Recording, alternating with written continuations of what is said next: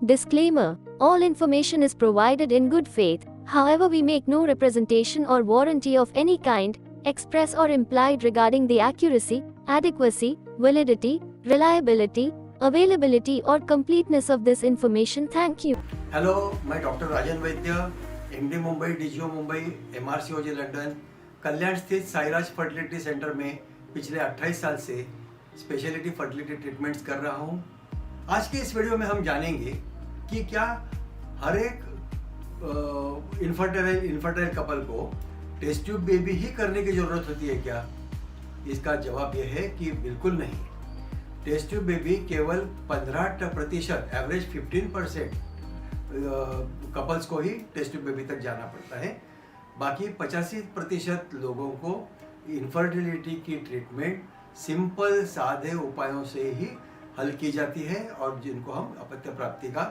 आनंद दे सकते हैं। हमारे सेंटर में ओनली 15% लोगों को टेस्ट ट्यूब बेबी तक जाने की जरूरत होती है। तो ये क्या है सिंपल ट्रीटमेंट्स? कुछ उदाहरण मैं आपको दे रहा हूँ। जैसे फॉर एग्जांपल मेल फैक्टर में अगर सीमेन काउंट मोटिलिटी अच्छी है लेकिन उसके सीमेन में बहुत पस सेल्स है, तो बहुत बार ऐसा होता है जो पस सेल्स होते हैं हम कल्चर एंटीबायोटिक सेंसिटिविटी टेस्ट करते हैं और जो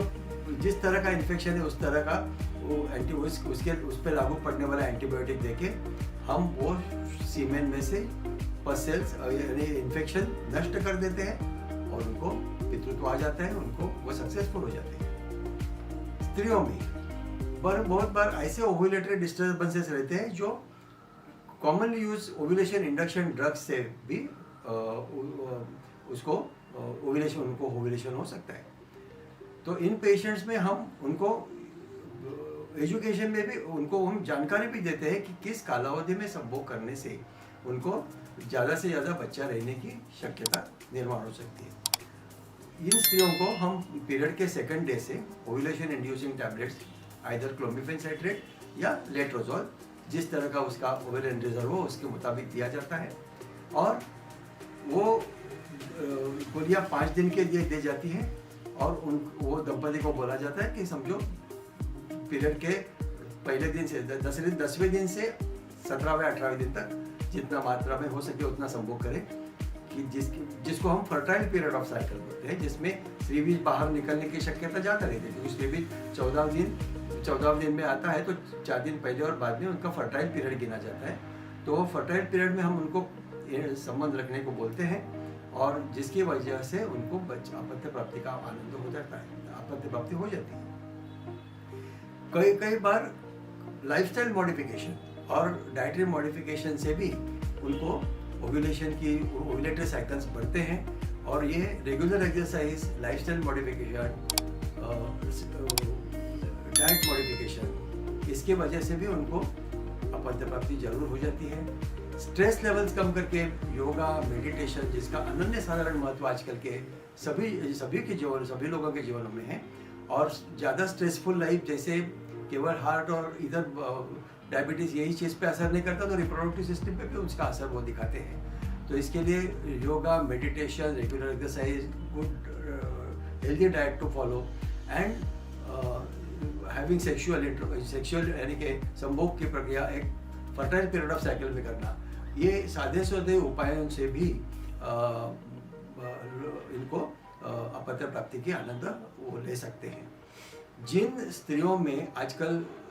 ऐसा पाया जाता है कि करियर ओरिएंटेड होने की वजह से वो मैरिज, भले आजकल तो मैरिज भी बहुत बार लेट हो जाती है या कभी मैरिज राइट एज पे होती है लेकिन फिर भी अपत्य प्राप्ति वो लोग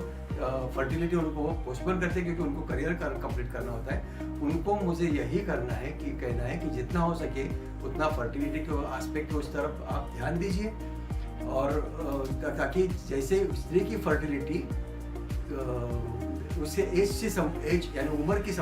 से संबंधित है और after the age of 30 almost 85% उसका ओवेरियन रिजर्व कम हो जाता है। जिनको बिल्कुल ही ये पॉसिबल नहीं, इसको हम लोग हमारे सेंटर में जिसको हम एग फ्रीजिंग बोलते हैं या सोशल एग फ्रीजिंग, जिनको करियर के जो मैं पहले बताया कि अपत्य प्राप्ति को ही उनको प्राधान्य देना चाहिए, लेकिन अगर बिल्कुल पॉसिबल नहीं है तो हम उनकी IVF साइकिल करके 1 या 2 साइकिल के एग्स समझो 25-26 साल की ज़रूरत है और उनको अगले 5-6 साल बच्चा नहीं चाहिए, तो हम उसकी 25-26 के साल में IVF साइकिल करके स्त्री बीज IVF साइकिल के जरिए निकालते हैं और वो फ्रीज करते हैं, ताकि अगले 5-6 साल में जब भी वो अपनी फैमिली क्रिएट करना चाहें, तो ये जो फ्रीज किए हुए हैं जिनका बायोलॉजिकल केवल 25-26 ही रहेगा, उसके जरिए अपनी अपत्य प्राप्ति करवा सकती है। तो ये सब चीज़ें हैं जो पुरुषों में अगर और भी स्मोकिंग, अल्कोहल, ये चीज़ें भी कम करना, पुरुषों में स्त्रियों में भी ये कम करना, ये भी सलाह हम देते हैं। तो ये जो सिंपल उपचार आपको मैंने बताए, उसके जरिए almost 8 to 9 couple 80 to 85% couples इसमें ही कंसीव हो जाते हैं। इनमें जो कंसीव नहीं होते उनको ही फिर टेस्ट ट्यूब बेबी की ट्रीटमेंट की तरफ जाना पड़ता है। मुझे उम्मीद है कि मेरी वीडियो आपको बहुत अच्छी लगी होगी, और इसके उपरांत अगर आपको कोई सवाल हो तो ज़रूर कमेंट बॉक्स में लिखिएगा। हमारी टीम में से कोई, आइदर मैं और हमारी टीम में से कोई आपको जल्द से जल्द उसका जवाब दे देगी। धन्यवाद।